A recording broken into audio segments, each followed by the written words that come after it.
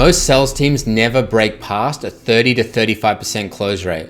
And it's not because of bad leads, weak objections, or script issues. It's because of 3 deeper structural problems in the sales system that go completely ignored. In this video, I'm going to break down exactly why most teams plateau at 35% and how the top 1% fix it. Whether you're a closer trying to level up, a manager running a team, or an operator trying to scale revenue, this applies directly to you. Over the last 2 years, I've personally built and led dozens of high-performing sales teams across coaching, SaaS, and agency offers, generating over $20 million in revenue. I've coached and managed more than 320 sales reps, reviewed thousands of calls, and been deep in the trenches fixing the exact issues and problems that we're talking about today. These are the exact systems we use, and you can apply them starting today. Problem number 1, a limited approach to problem solving the closing process from when the call is scheduled all the way to closed. Now, a large majority of sales coaches and sales professionals out there in the industry know exactly what to say when it comes to speaking to prospects, but not what to do when it comes to taking a process-focused and a holistic approach to systematically converting scheduled calls into buyers holistically. Specifically when it comes to knowing why and how to get prospects to show up consistently. And I'm not talking about changing a couple of words in your pre-call messaging templates to look less automated, or maybe adding an emoji to a subject line and thinking that's going to fix your show rate. So first, you want to remove all pre-call messaging or communication touch points with prospects once your sales call has been scheduled, like texts and emails. So at the very most, you only want to keep maybe post-booking sales assets like a mechanism explanation video on your thank you page. What this will do is create a clean slate to measure your base show rate. Now, second, you want to assess the base show rate for 3 days, tracking the show rate again for at least 3 days, or more objectively, 15 to 20 booked calls. So for example, if 10 out of your 20 potential buyers show up, your base show rate is 50%. Now third, you want to analyze that data, record the base show rate in your spreadsheet, and know any patterns like a lower show rate for, say, grade 2 or lower qualified applications. Now fourth, you want to introduce one variable or one significant enough touch point, like a simple 5-minute phone call from the sales rep to confirm the call within 10 minutes of that booking being made. Now fifth, you want to assess the show rate for 3 days with this new variable, making sure that you quality control or monitor the implementation of the 5-minute confirmation call so you know that the test is being run accurately and the data is going to be efficacious for you moving forward. And then track the show rate again for 3 days, or more objectively with 15 to 20 bookings. So for example, if 14 out of the 20 potential buyers show up, the new show rate is 70%, and you know why. 6, you want to analyze and record the results comparing the new show rate to the base show rate. Like, for example, show rates increase from 50 to 70% with the 5-minute confirmation call by the sales rep, and then record the efficacy in your spreadsheet. And lastly, you want to repeat the process and keep the effective change and test other variables, like adding, a 24-hour reminder email, continuing to test one variable at a time to both optimize your show rate and ultimately have an objective understanding of how exactly each touch point with your prospects are actually affecting your show up rate percentage. As a sales manager or business owner, by far the hardest and most unreliable way to make more money with your sales team is just to get them to become absolute rock stars at the skill of sales. Now, while skill is still critical, what's going to be far more reliable and scalable is if you're ultimately focusing your salespeople on just speaking to 80% of their calendar as opposed to 50% of their calendar. The reason for this is because when salespeople have a performance slump, they move on from the team, or you have to let them go, you fundamentally have such a robust system that is doing a significant amount of the contribution towards your schedule to close rate that you don't need to have the world's greatest closers out there to keep you profitable. Instead, it's your system that's doing a lot of the heavy lifting as opposed to relying on the rock stars just to keep the ship afloat. Problem number 2, not having an objective baseline set for consistent appointment setting performance. Now, most business owners and even sales managers are far more proficient and therefore focused on coaching closers or sales representatives because they typically started as the lone sales representative, so they have a concrete understanding of what good looks and sounds like as a closer. Whereas with appointment setting, there's often no real baseline, which leads to very low standards for performance or confusion. So the fix for having little to no baseline as an appointment setter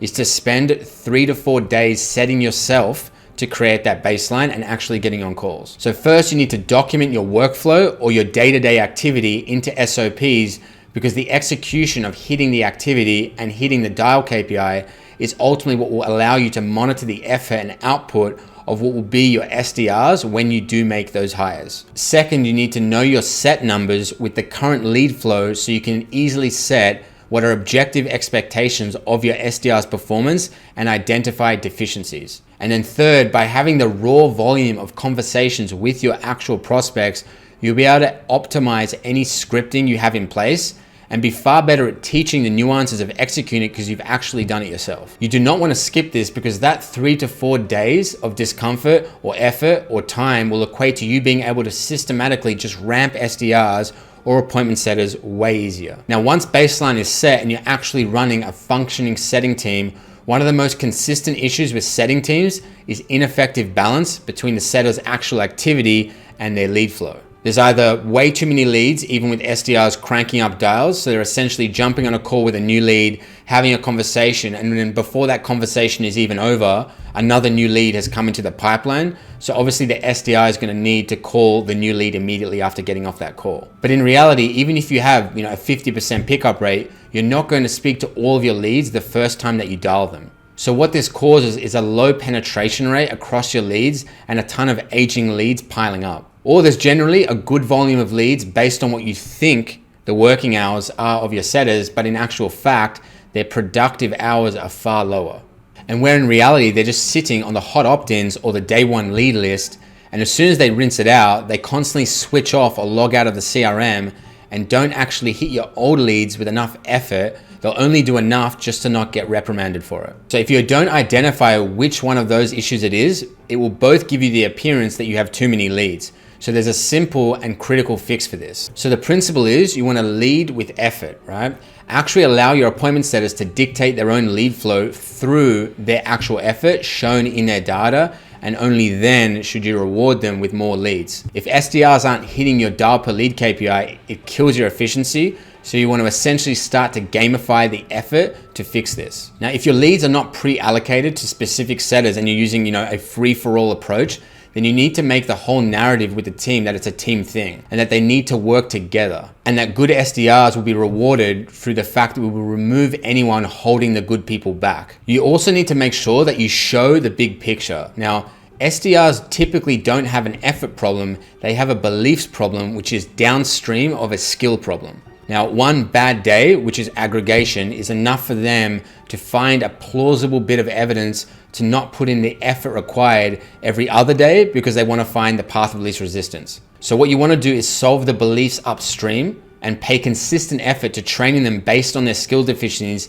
and then what will happen is their effort or their output will follow. Now, either way, people will find it very easy to act in alignment with their beliefs and very hard to do anything else. Problem number 3, not leveraging sales call intel. Now, first and foremost, I would be remiss to not take a moment to give credit to who I actually learned this from, and that's Jeremy Haynes. But you need to be leveraging the granular intelligence that you get from sales calls by leveraging your role as a sales manager to gain insights into the potential buyer behavior and their objections. So rigorous, high volume sales call reviews will give you unparalleled insight, and your job is to feed this intel back upstream into the pre-call sales assets. Now, you do this through just consistently having reviewed so many calls that you can easily identify the 5 to 10 most common offer-based objections. Then from there, you can refine potential buyers into 1 to 2 ICPs or ideal customer profiles to actually tailor the pre-call assets to achieve a greater level of resonance with the concerns that you know they have around your value proposition across all of your clients. So this is going to further and more efficiently progress your prospects' level of awareness that your solution is going to work for them before they even jump on the sales call with your team. On the thank you page or the post booking page, you must include a mechanism explainer VSL or a short 5 to 10 minute video specifically detailing why that your specific method is a superior way to achieve the result that your prospects are looking for, compared to the industry status quo. What this will do is it will build trust and set expectations so potential buyers actually see why your system works in general before the call, and then the call is simply, will it work for me? And then from there, you want to include 3 to 5 testimonials at least, or short written or video testimonials showing real results, which will again dismantle some of the skepticism that you may be finding on the sales call. Now, further to that, and what is key, is you want to add 5 to 10 objection handling videos, starting with 2 to 3 1-minute videos just addressing the first order objections that are typically outer value objections or objections triggered by making the claim that the mechanism is the best way to achieve their desire. Then from there, you want to do 2 to 3 1-minute videos solving second order objections, which are typically addressing what will now be inner value objections, or objections like, I don't have experience doing X, or I don't have enough time doing X. Then from there, you also want to set up pre-call email sequences with 5 to 6 emails per day that are sent to booked potential buyers between the booking and the actual sales call, which are going to add value, build trust, and handle those objections again through email, which will all boost the show rate. Now, you want to make sure that you tailor the copy within the emails to resonate with the language of the ICP,